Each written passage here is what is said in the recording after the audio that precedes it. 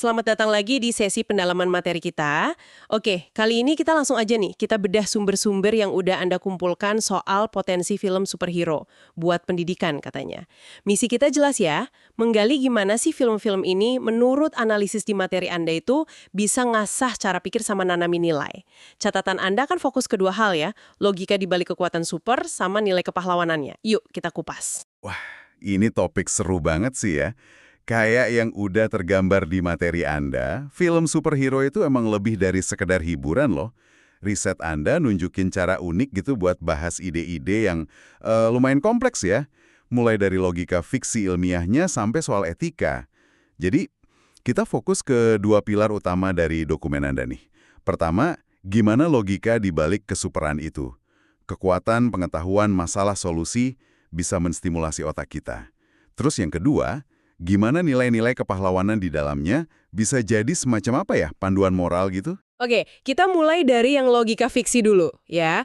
Menurut temuan Anda nih, gimana konsep kayak kekuatan super gitu bisa mendorong pemikiran kritis di dunia nyata? Salah satu artikel Anda kan nyebutin, waktu kita analisis asal-usul kekuatan atau gimana kekuatan itu dipakai, itu kayak ngelatih analisis gitu. Contohnya, Superman di materi Anda.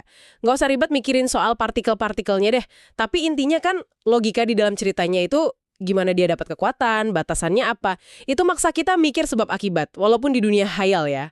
Ini kan kayak latihan mikir kritis yang disorot sumber Anda itu. Bener nggak? Iya, betul itu. Dan contoh Spider-Man dari catatan Anda juga pas banget. Konsep gigitan laba-laba radioaktif itu, kayak yang dijelasin di sana, wah itu bisa jadi pintu masuk buat mancing rasa ingin tahu soal sains sebenaran. Ya mungkin nggak bikin orang langsung jago biologi sih, tapi bisa jadi pemicu pertanyaan. Gen itu gimana sih kerjanya? Mutasi itu apa? Radiasi efeknya gimana? Sumber Anda ngelihat ini sebagai pemicu awal yang bagus loh.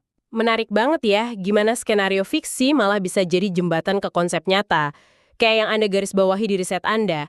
Jadi bikin belajar lebih seru gitu ya, daripada baca buku teks doang. Dan seperti yang juga ditekankan materi Anda, super itu kan nggak cuma otot doang ya. Betul sekali. Definisi super di analisis Anda itu luas. Ada pengetahuan super, kecerdasan super, bahkan masalah, dan solusi super juga masuk. Sumber energi bersih segede kepalan tangan, dan bikinnya di goa lagi. Ini disebut contoh pengetahuan sama solusi super buat ngatasin masalah super, yaitu pas dia ditawan, terus jadi solusi krisis energi juga. Saya suka bagian di sumber Anda yang nyorot gimana ide itu dianggap mustahil sama ahli lain. Kayak, wah out of the box banget. Nah, itu dia poin penting dari analisis di materi Anda. Kekuatan start kan sumbernya dari otak ya, bukan mutasi genetik atau apa. Sumber Anda ngelihat ini sebagai